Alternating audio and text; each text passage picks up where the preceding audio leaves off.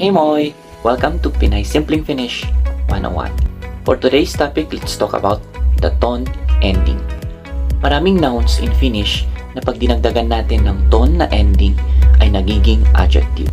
Na ang ibig sabihin ay wala yung noun na yon. For example, raha. Raha is money. So pag wala kang pera, rahaton. Hiha is sleeves.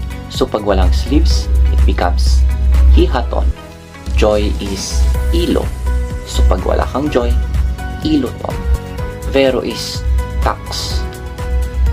Pag walang tax, it's veroton. Lactose. Lactosikon. Wala siyang lactose.